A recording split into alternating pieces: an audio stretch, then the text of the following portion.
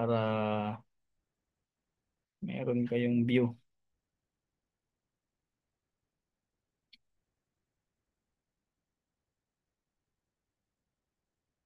New, na-open ko na yata yun kanina.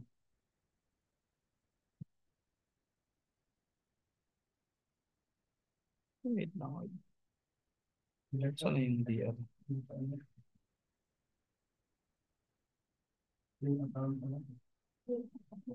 Yun. Ay, ay. Wait. Stop and go. Share. Share.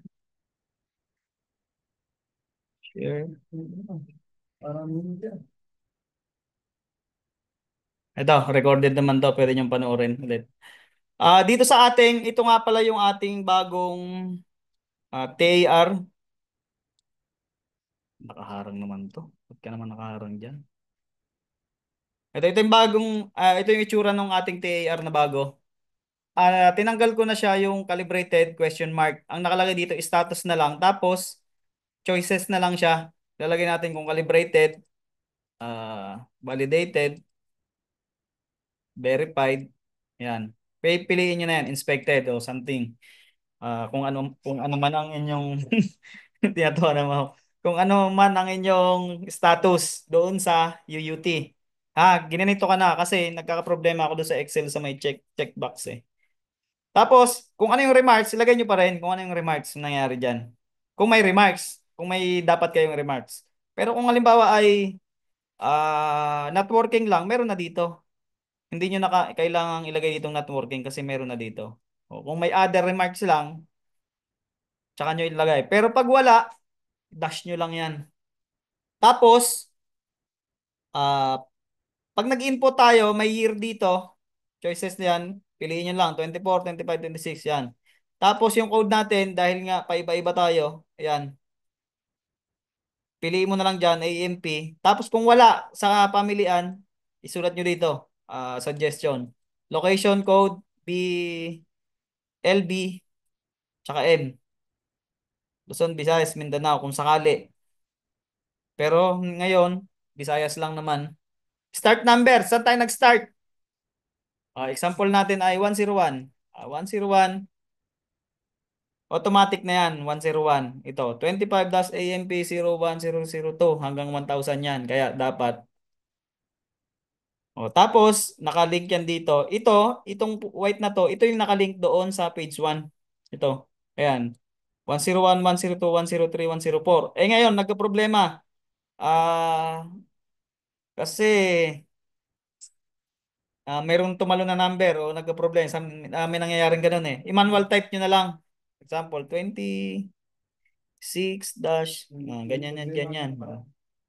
May tumalo na number. Di manual type nyo na lang dito para makita nyo pa rin dito. Ayan, na naiba yung number niya. Kaya lang, lagi nagkakaproblema pag may tumatalo na number. Kaya mas maganda, walang talo na number sa ating input. Tapos, kung sakali na ito kasi, yung 00 na yan yung dagdag doon sa unahan. Kasi 5 digit nga tayo lagi. Kung sakaling 3 digit, kagaya nito, 5 digit lang to kasi ang number natin tatlo na. Ngayon yata, apat, apat na tayo, no? O, edi 1 ka na lang dito. 1, isang 0 ka na lang. Hindi mo yan madadrag pag isang 0 lang. Dapat dalawahin mo. Dalawahin mo yung isang 0. Tapos saka mo ganyan. Tapos drag nyo na pababa. Yan, magaganyan na yan. Pero kung isa lang, hindi nyo yan mahihila. Kasi magdediretso na yan. 0, 1, 2, 3, 4, 5. Magaganon yan. Dapat dalawa ang babatakan niya.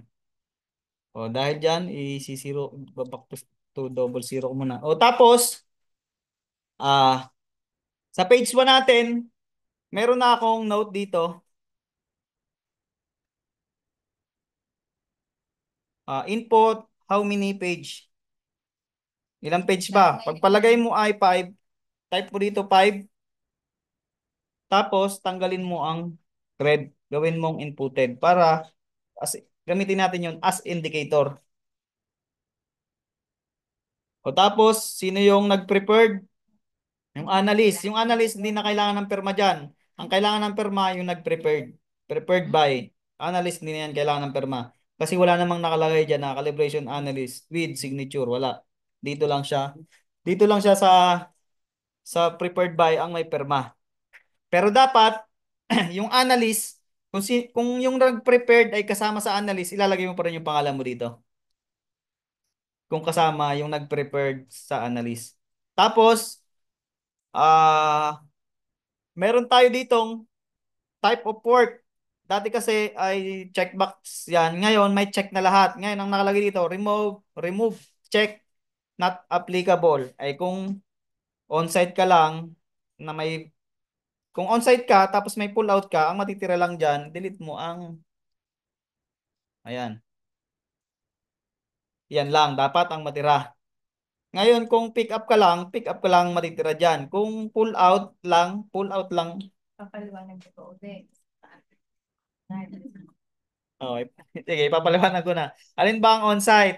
Yung in-on-site mo ha, yung pinuntahan mo doon, sinadya mo, on-site yon. May mga ito nagpapapansin sa nagpapapansin. Tapos, on-site, o pag may lalabas ka, anong tawag na doon? Pull out na yon. Ibig sabihin, may check yung on-site mo, yung, tapos may pull out ka pa. Ay di, yan lang lagi ang magkakasabay ng check. Ang pull out at on-site. Pag pick up, ibig sabihin, sinadya mo. Pick nga eh. Sinadya mo to. Pinuntahan mo sa doon, pick up lang. Walang on-site, pick up yon. O. Tapos, others. Kahit anong others. Kung ano man ang mangyari, kung ano-ano, hindi natin alam yon kung ano pa yan. I-type mo na lang dito yung others. Others, ano ba, something, mga ganyan, kung ano. Yan, type mo na lang yan dyan sa others. Tapos, may check yan. Burahin mo yung mga check ng iba. Tapos, yung in-house, yung walk-in. Bakit? Bakit? May check yung ano. Kasi lahat tayo may tar. Mabubutas. Pwede kasi na wala ng ganito ang walk-in. Kasi hindi naman talaga yan ano. Kasi ito service report lang kasi hindi ka naman nag ano service eh. Kumbaga meron lang din tayo monitor kasi mabubutas ang number natin. Meron na rin tayo monitoring ng in-house calibration na nag-walk-in. Ibig sabihin walang on-site, walang pick up, walang pull out, walang ganon. Eh di in-house lang yon, supervisor lang ang pipirma. Ah, supervisor lang. Yun yung in-house calibration. Tapos, dito sa second page, mayroong counting tricks. Hindi pala tricks. O, input page number. Pag nag-input page number ka, anong page? Number 2. Matik yan, number 2. Ayan. Kung halimbawa, nag-move or copy, halimbawa, na sobra, umabot ka pa ng page 3. O, number 2 to ha. Input page number, inputted, white yan. Ibig sabihin, wala ka ng obligasyon dyan kasi white. Ganyan din sa mga report natin. Tapos, move or copy para sa page 3. Ang pinakang una mo diyan gagawin ay mag-rename ka ng page 3. Tapos, pag nag-page 3 ka, ang una mong pupuntahan, dahil ito naka-white na, edi hindi mo na yun mapapansin kung nabago mo o hindi. Edi punta ka na kagad doon, gawin mong 3. Kaya lang, papansinin nyo to, 126 yan. Ang page 2 natin ay 160. Dapat yung page 3 ay 161. Ayan, 160 yung last. 161, number 26 yon, tapos iyon ay number 26 din. Kasi hindi pa nabago yan eh, kasi same lang yan eh. Ngayon, pag nag-page 3 tayo, automatic na nabago kaya 61 kasi 60 ang last, 60 at 160. Automatic na yung 61 at 161, ha? Hindi na. Pero kung sakali lang, yung sinabi ko kanina, kung may naibang number tumalon, manual type yan. Ima-manual type nyo yan. Ima-manual type nyo yan dito. Halimbawa, 61. Nasa ng 61? 161. Tanggalin natin to. Ayun. O, nakikita nyo, di ba? 61. Pero 0. Paano nyo tatanggalin yung 0? Baka hindi nyo pa alam to. Ang tagal-tagal nyo nagre-report. Hindi nyo pa alam kung paano tanggalin yan. May nakikita ko dyan. May 0 sa ano eh. Paano ba tanggalin dyan? Apostrophe. Lagyan nyo apostrophe. Pag lagyan nyo ng apostrophe, ibig sabihin yan, space lang yan. Baka hindi nyo pa alam to. Ang tagal-tagal na natin mag-Excel eh. Hindi nyo pa alam yung ganyan. O, lagi natin ginagawa yan. O, tapos, binak ko. Ayan, to, pag nag-3, automatic yan. 61, 161, tapos 95. Tapos, kung halimbawa, sumobra ulit, nag-page 4 kayo, iganon nyo lang ulit. O kaya,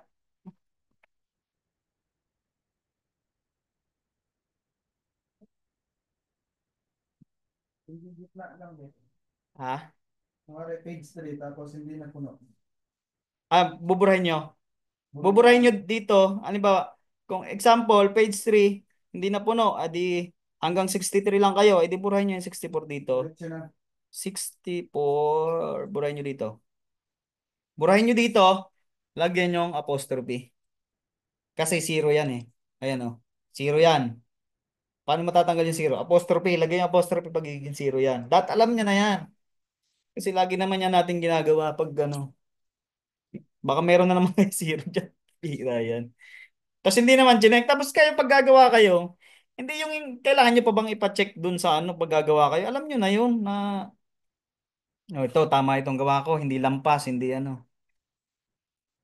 Tapos, ah kung may nag-page 4 ka, move or copy nyo lang ulit, is page 4, automatic din yan, magiging ganyan. 95, 96. Ay di, kung page 4 ka, magiging 96 at 197 ang start mo. Naka-automatic na yan sa 96 at 97. 95. Ano ba? Page? Hindi, ba't 3? Ano ba yun? Page 3. Yan, page 3. Kung mag-page 4 ka, edi 196 start niyan. Oh, 96, 196 yan. Ganyan, ganun lang ang ating ano. Same lang siya sa DR. Sa DR, ang nabago lang dito ay ano bang nabago sa DR? Same lang siya ng DR, ganun din.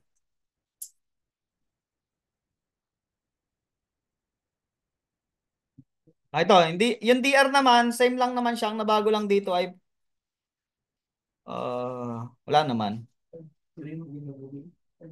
Ang nabago lang dito, yung nawala lang yung mga analyst, tsaka yung mga tsetsekan. Pero same lang. Tapos, pag nagpapaperma kayo, di ba yung first page may perma ng client o check by customer. Yung second page, pirmahan niyo yan sa gilid, initial dyan, oh.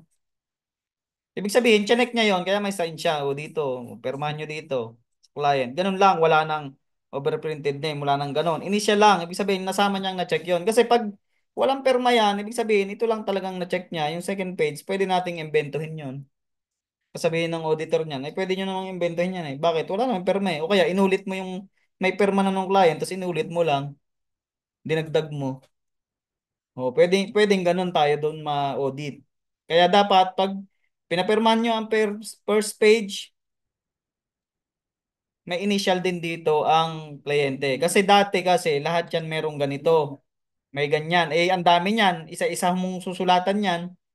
Eh, para ano nga, hindi na kayo, nauulit lang ng nauulit lang naman yung pangalan. Eh, di, initial na lang dito. Kaya lang, dahil dyan, hindi nyo naman ginagawa yan.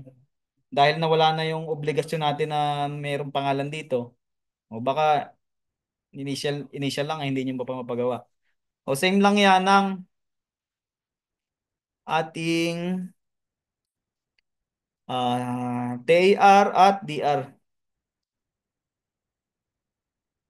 Initial yan, boss, nung mag-prepare. Ah, paano? Signature over printed name yun sa DR. Dahil sa likod, page 2. Ha? Yung page 2, firma na lang. Firma lang yun. Parang yung nag-ano ka lang ng government. Prepare. Nag-prepared, tsaka nung kliyente. Basta yung sino lang nag-prepared yun, tapos yung kliyente. Papirman nyo sa kliyente, tapos yung nag-prepared.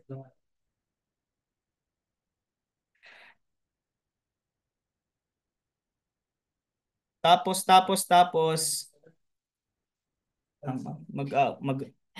mag-out na ba ako? Anong time na ba? Mahaba pa ba? Ah, Tapos, meron akong bago dito.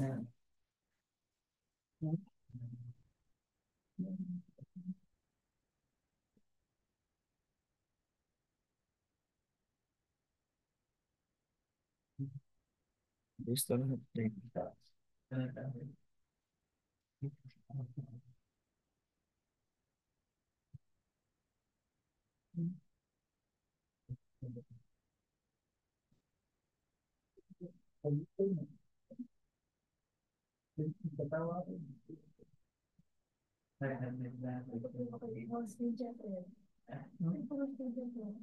Ha?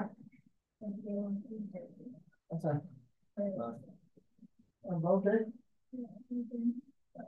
Boundary ka?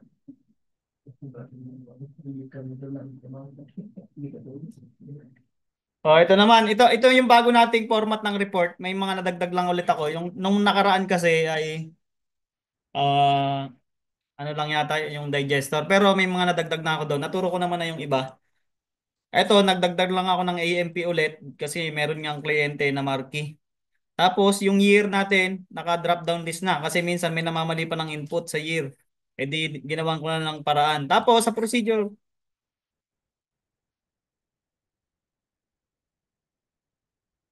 yung procedure natin, kung may, alam ba, pag naka-X yan, makikita natin dyan, meron tayong indicator dito sa gilid. Kapag naka-X yun, ayan, X, meron tayong select procedure. Kaya basta pag may pula dyan, may problema yan. Kailangan puti yan lahat. Aanohin natin yan. Siyempre, pipili tayo ng procedure. Kung multi ang ating format, meron kasi naman single, meron naman marami. Kung sakaling nakapili na tayo, wala na yan. Indicator, white na yan dito. Tapos, ah ito, yung graduation natin, naka-XX din yan. Meron din tayong indicator dito na select graduation and resolution. Kasi minsan, nalilimutan to. Ngayon, meron tayong indicator dito. Kapag tinay pa natin yan, nawawala na yon. Tapos, ah X ko na to kasi na-check ko na to eh. Tapos, ah ito naman, yung ating CMC kasi, yung mga hindi pa yata marunong sa CMC dyan, MPA. Subukan ko muna to ng PSI. PSI, readability I2, gawin natin MPA or KPA. Sa pressure, ayan, ang ibig sabihin ng CMC maximum natin, ibig sabihin, yung maximum natin ng ano dito, hindi yung lalampas sa ating CMC. Kung ano yung CMC, hindi, okay lang mas mababa, pero hindi dapat siya lalampas dito sa max. Halimbawa, ang ano natin ay, sa pressure natin, 0 to 100. Hindi 100. Kailangan ang CMC natin dyan ay mas mataas doon. Oh. Okay lang naman kasi 600 to. Mas mataas to.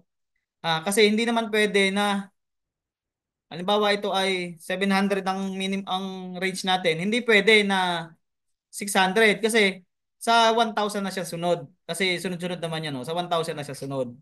Pero mayroon at nangyayari naman yon dahil sa mga report kasi yung hindi mga marunong pa mag-report na mamali, nilagyan ko na ng indicator dito sa baba. Ayan. Kapag, ano ba, yan 700. Hindi pwedeng 600 yan kasi lampas na nga siya. Kaya nga si MC Max, yun lang yung capability natin hanggang 600. 700 na. Sunod na siya. Sa 1,000 na capability na siya. Ngayon, pag nilagyan ko yan ng 600, meron na akong indicator dito. CMC Max must be equal or higher than yung UT. Dapat mas mataas yung CMC Max doon sa capacity ng unit under test. Tapos, meron pa siyang indicator dito. Kung sakaling hindi malimutan nyo to, meron pa siyang indicator dito na, ayan, change CMC Max. O, kung mapalitan natin yan, magawa natin sa 1,000, mawawala yung ano dito, yung indicator dyan. Tapos, nawawala din siya dito. O, tapos, okay na tayo dito.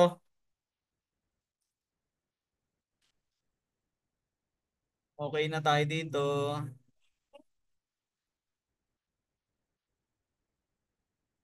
Ang nadagdag pa dito ay type of calibration. Wala naman. Meron ba yun? Wala naman doon. Kasi wala namang naging problema dito kasi pag wala kasing kayong napindot dito, mawawalan tayo ng environmental condition. Kasi automatic ang on-site at in-house natin sa environmental condition. Kapag on-site, iba, in-house, iba. Wala naman ang problema dyan. Alam na natin yan. Tapos, itong indicator na red dito, yung due date, lagi yung titingnan yan. Kung pasok pa ba, ano bang date ko to kinalibrate. Eh, June na to yung standard natin. Ginawa ko pa. Eh, di uulitin din yung report nyo. Sayang naman yung trabaho nyo ng maghapon. Tapos, ipapa-edit nyo sa akin. Hindi ko na kayang i-edit yun pag lahat. Ang kaya ko lang i-edit ay isa. Pag lahat, hindi ko na kayang edit yun. Kasi matrabaho yun. Tapos, calibrated by, ayan, nakalagay na, kung sinong may mga maling pangalan dito, hindi ko pala nabago yung kay Kaloy pa. Yung may maling pangalan dyan, sabihin nyo sa akin para ma-edit ko. Tapos, yung designation natin, nadagdag na rin ako ng suggestion dito kasi minsan nagdadagdag tayo ng designation, eh napepending pa dahil sa report. Nagdagdag na rin ako dito. Yan, may gray na dyan, nakalagay type designation. If not here, if not included in drop down list. Meron na rin. Tapos, sa remarks naman, pag X yan, meron na rin ano dito kasi hindi nababago kasi talaga eh. Meron talagang problema na adjust, hindi naman pala. Ang ano, kaya lagi nang naka-X yan. Pag hindi nyo nabago yan, may pula yan dito. Change remarks. Kailangan babaguhin nyo. Pag hindi nyo nabago, may pula doon. Oh, pag baka memuhan pa kayo diyan. Kasi at may indicator na dito eh. Ibig sabihin, hindi mo na talaga maayos yung trabaho mo. Ginagawa na nga natin ng paraan yan eh para maging malinis yung trabaho nyo. Tapos, at ito naman, kung may makikita kayo diyan ito, yung mga ganyan, sigurado may matitirang pula diyan. Pag may natirang pula diyan, ibig sabihin babalikan niyo 'yon. Ano bang sinasabi niya? Check specs. E di check mo yung specs niya. Nakita mo may check naman yung ng lapis yung iyong datasheet. E di baguhin mo na 'to. Gawin mong check. Magpuputi yan. Ibig sabihin dapat puti yan lahat. Pag hindi yan puti lahat, may problema ka. Tapos, meron na rin ako ditong nilagay. Check, analyst, and approver. O, check mo sa datasheet mo, sino ba yung analyst doon, tsaka yung mag-a-approve. Sino yung available na mag-a-approve? Pwede ba ang mas mataas yung approver doon sa ano? Hindi pwedeng pantay. Hindi pwedeng pantay, dapat mas mataas. At mag-a-approve. Yan. Tapos, kung na-check nyo na, i-drop down list nyo na analyst and approver, check. O, di magwa-white na yan. Tapos, itong QR code na yan, nade-deform yan. Kasi kapag nag-hide, ganun kayong nag-hide, nade-deform yan o natatamaan. Yan, pwede yang maganyan, hihilahin nyo. O, ganyan o. Hilahin nyo lang. O, pwede yang maganyan kahaba. Hihilahin nyo lang, adjust nyo. O, tapos, minsan kasi, hindi yan page 1 of 1 o 1 of 2. E di, i-edit nyo tong 1, gawin yung 2. Na-edit yan.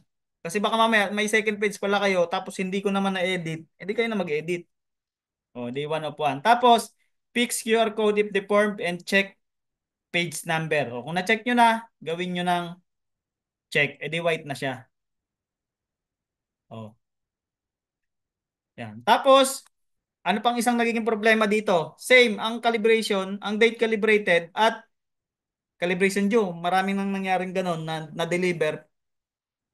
Date ng calibration, ganun din ang due date. Ang ginawa kong paraan dito. Same date, due, and cal. Meron ng indicator dito. Pag nag-same yan, meron ng indicator dito. Kaya same. Eh kung hindi yan same, for example, ay date, calibrated. 1, gawin natin June 2024. Oh, pagpalagay mo, same lang yan. Kasi, oh, check, same date, due and cal. Ibig sabihin yan, may problema ka. Pareho ang date mo. Gawin natin tong 2025. Mawawala na yung indicator doon. Matitira na dyan. CMC map. Ito magiging white din naman yan kung tama yung pag-input nyo doon. Tapos yung procedure nyo magiging tama. Ay, ba't ko sinave tang?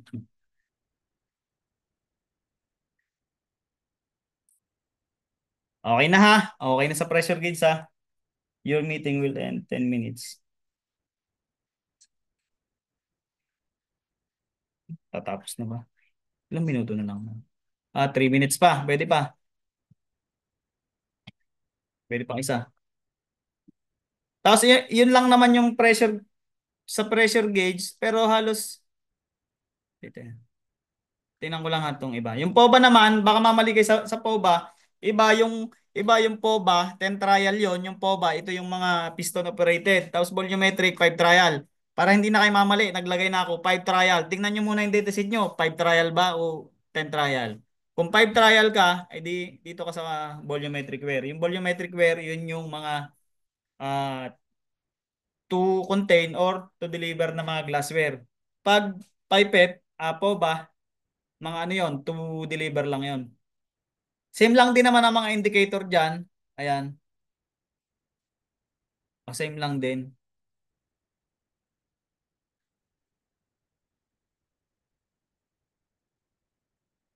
Wala, same lang naman din ang edit ko dyan.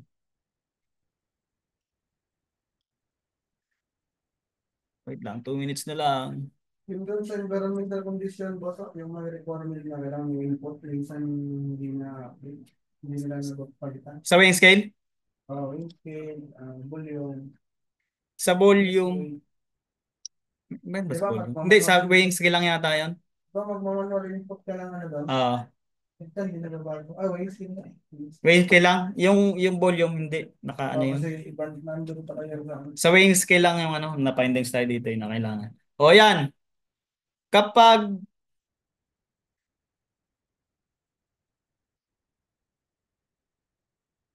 2 minutes, 1 minuto na lang pala. O ito yung, ano pala di. Ito, lagi niyong babaguhin. Itong ating environmental condition, lagi niyong i-check to. Same lang ba? yan. Ito. Hindi Putik yan. na-update yan. Tsaka yung CMC Max. Ha? Tsaka yung CMC Max, nakakalimutan Ayun, meron na nga akong indicator doon. Kasi mag-iiba na yan eh. Yung ano ko kanina, magto-trouble na yan kapag pag hindi nilagyan dyan. pag naiba yung ano, kailangan mas mataas yung ano. Hindi bababa. Oh, kasi ilang minuto na lang ba? 1 minuto na lang. Stop na ako. Wait lang nga, mag-stop na kasi. Hindi ko na muna ituloy. Sir. Commercial muna, kakanta muna ako. Gutom na das gusti. Mabibitin kasi ako eh. Kaya, Kakanta daw sa yung bago, sabi ni Kaloy. ha?